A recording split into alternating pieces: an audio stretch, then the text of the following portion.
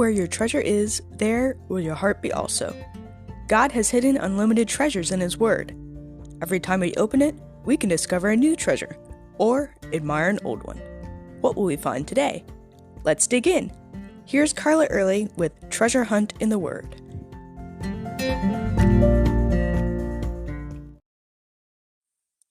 The word overkill, coined in 1946, originally referred to nuclear arsenals, but the Bible contains several examples as well, all of which were Satan's attempts to eradicate God's people, the Jews.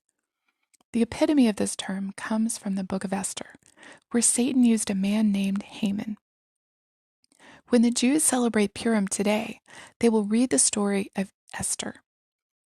Each time Haman's name is spoken, everyone boos.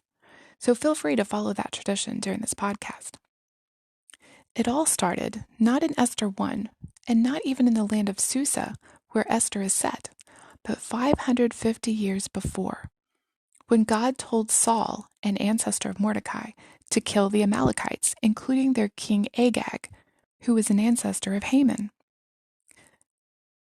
This centuries-old grudge explains the animosity between Mordecai and Haman in Esther 3. Then when Mordecai refused to bow down to Haman, Satan saw his chance and stirred up Haman to do something about this snub, this disrespectful blot on his honor. This explains why Haman cooked up a plan to kill all the Jews instead of just the one man that he disliked. Kill them all. That will make them take notice of you. No one would dare to dishonor you again. Can't you just hear Satan saying that to Haman? Not just Mordecai, not just the Jews of Susa, but the Jews all over the world. You have the power. Use it. Get rid of your enemies. All you have to do is talk to the king. We hear that voice too sometimes. When we're slighted by someone, often we consciously or even unconsciously search for a way to get back at them. Sometimes just one word to the right person or a hint of something inappropriate in a conversation can start gossip or strike out the character of that person who has slighted us. The problem is, God says, vengeance is mine. And that includes vengeance against the person that hurt us, as well as us, if we choose to respond in an ungodly manner. Haman certainly found this to be true. He put his plan into action, sending letters sealed by the king's ring to every province with instructions to destroy, to kill, and to annihilate all the Jews, young and old, women and children. Doesn't that sound like overkill to you? Only he didn't know that God already had a courageous young woman, Mordecai's own niece, in the position as queen.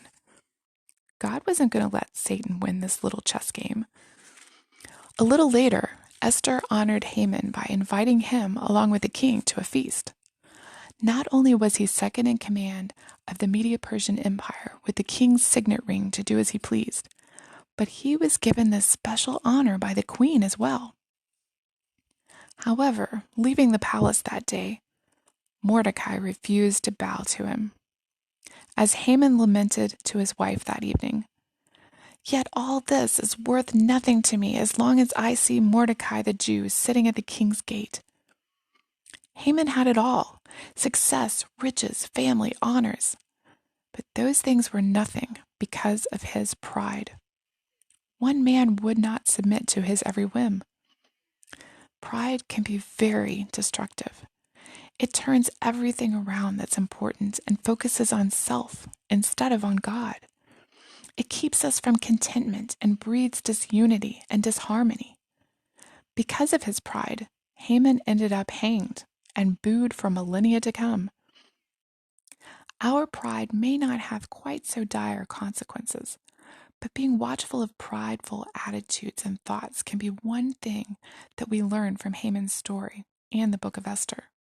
We'll see what else we can learn tomorrow. As always, we'd love to hear from you.